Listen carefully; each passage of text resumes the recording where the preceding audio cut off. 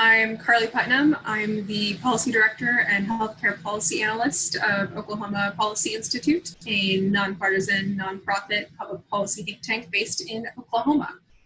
And we're going to be discussing two reports today, Families USA's and one being put out by OK Policy. These reports are pretty significant to us because they do both concern an upcoming ballot initiative in Oklahoma, State Question 802, which will be voted on June 30th, which is really, really soon. So starting off, Stan, the report's title is The Economics of Oklahoma Medicaid Expansion During Pandemic and Recession, Creating Jobs, Helping the State Budget. That title really does kind of spell. Expanding Medicaid will help create jobs and help support the state budget. And that's especially during the biggest health and economic crisis of the last century. Can you break down some of the specifics? Yeah, absolutely. Oklahoma is in an incredible amount of economic pain. You don't need me to tell you that, but when you look across the country, the number of workers without jobs has more than quadrupled from February to April, and that is unusually high. I mean, unlike the rest of the country where folks are just dealing with the COVID-19 pandemic and associated recession, Oklahoma is struggling with the huge drops in oil prices. And the combination of the two is just a total gut punch to the Oklahoma economy. So we wanted to look at what Medicaid expansion would do to the Oklahoma economy under current economic conditions, and we found it would have really a startlingly important effect. It would increase the number of federal dollars coming into the state by $1.3 billion. And so what that means is federal dollars are buying more healthcare inside Oklahoma. That's money for Oklahoma hospitals, doctors, nurses, the staff who work for them. And then those folks in turn take that money and go to the store and buy things. And so the net effect, according to what the best macroeconomists tell us, is that $1.3 billion from the federal government would translate into $2.3 billion in new economic activity for Oklahoma. And if you take a look at the amount of money in the state gross domestic product per worker, that translates into 26,000 new jobs a year resulting from Medicaid expansion. And if you look at the information we have from the Census Bureau about the relationship between income in the state and how much revenue state and local government gets, that would turn into $123 million a year in extra sales tax and income tax revenue. And at a time when both the state is having trouble with its budget and municipalities are having trouble as well, that money could make a huge difference. So as Oklahoma voters go to the polls, we think it's really important that everybody understand Medicaid expansion is about healthcare, but it's also about the economy. Exactly. Something that's really struck me looking at this report is we know that nationwide, 1 in 10 of the jobs that have been lost have been healthcare jobs. And knowing also that Oklahoma's rural hospitals and providers have been generally struggling over the last couple of years due to the state's refusal to expand Medicaid. I think of this as just kind of an amazing double whammy with regards to making sure we're getting jobs that we need in the state. It's true. I mean, just to stick with the economics of the healthcare industry for a minute, before the COVID-19 epidemic hit, healthcare was one of the biggest employers in Oklahoma, despite those rural hospital closures that you just alluded to. More people worked in the healthcare industry than in the fossil fuel industry, than in manufacturing, than in construction. And you're absolutely right. Nationally, we lost more jobs in healthcare over these last couple months than any other industry except for the restaurant industry. So the healthcare is hugely important to the economy, and it's very worrisome. We look at lots more people losing coverage. That's less revenue for hospitals and doctors and clinics, and that means that Oklahoma's rural hospitals are going to struggle a lot more. I mean, I was just looking at a report that compared all the states in terms of rural hospital closures, and Oklahoma was absolutely at the top of the list as among the hardest hit states in the country with rural hospital closures. Can you imagine what the remaining healthcare providers are going to do if suddenly a huge chunk of people in their area don't have insurance and can't pay for care.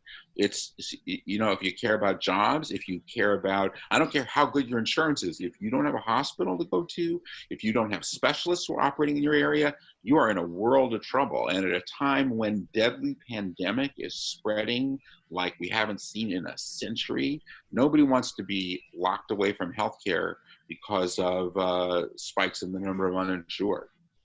Absolutely something we've been talking about while advocating for Medicaid expansion over the last couple of years was, especially in rural Oklahoma, even if you have health insurance, if your hospital shuts down, you still don't have anywhere to go. Yeah, exactly.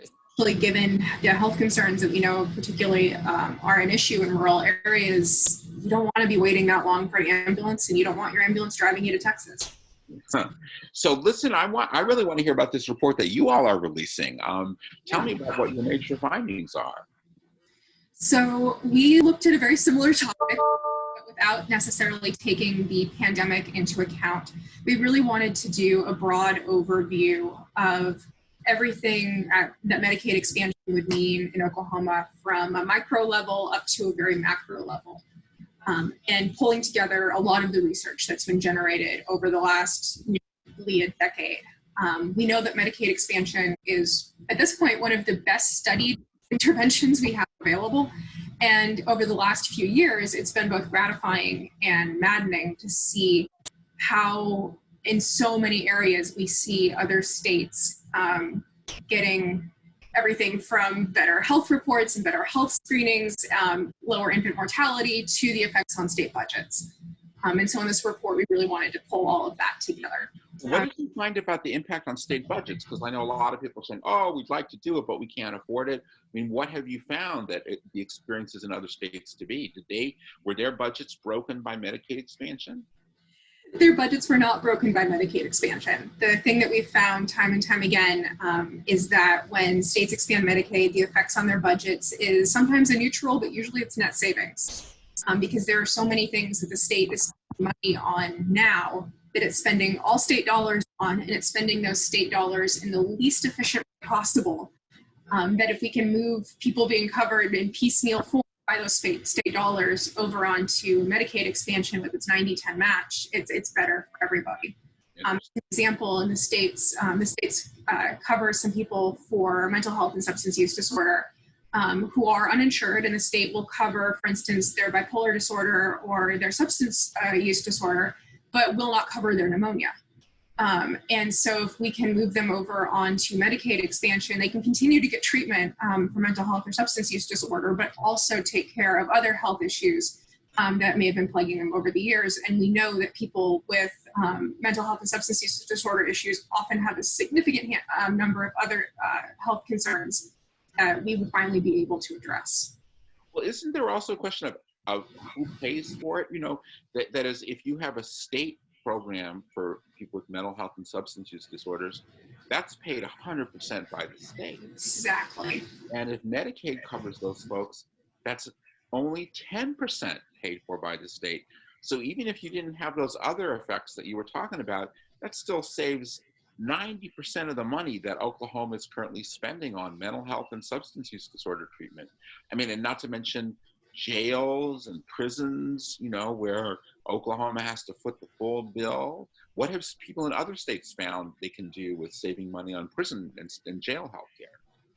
I mean, what we're really looking for is, and I don't know if you've been following the Oklahoma budget situation closely over the years, but so many core areas of the state have really been starved of revenues. We've got a prison population without nearly enough of the diversion and reentry programs that we know that we need. We know that our state's mental health and substance use disorder programs are great when people can get into them. And we also know that we have our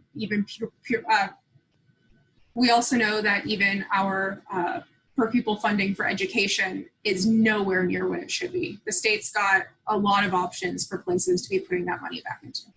Wow. So you're saying that if Oklahoma expanded Medicaid, it would get more federal dollars substituting for state dollars, and it would essentially help balance the budget and let money be reinvested in other things like education and infrastructure and hiring more, lessening the number of layoffs? Exactly. Wow. Also worth mentioning, just as we're wrapping up here, that we know the effects on Oklahoma's Native American population would be significant as well. IHS is chronically underfunded, and being able to get tribal members enrolled in expanded Medicaid would do a lot to help bolster healthcare jobs and economies, particularly in those areas. Well, so one question about what you found when you were looking at all these other states. Sometimes you'll hear people say, oh, health insurance, no health insurance, what's the big deal? You go to the hospital emergency room, you get treated. Does it really make a difference to people's well-being, their health status, their morbidity, mortality if they get Medicaid? Absolutely.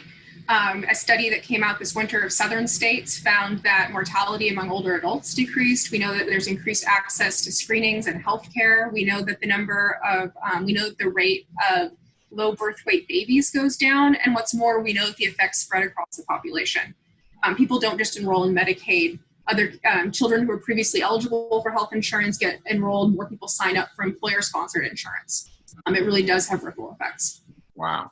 So it seems to me these two reports together, what they say is that in the middle of the worst public health crisis in a century and the worst economic downturn since World War II, Medicaid expansion would save lives. That's what your report found. And it would save jobs. That's what our report found. Exactly. There's no really bad way to do this at this point.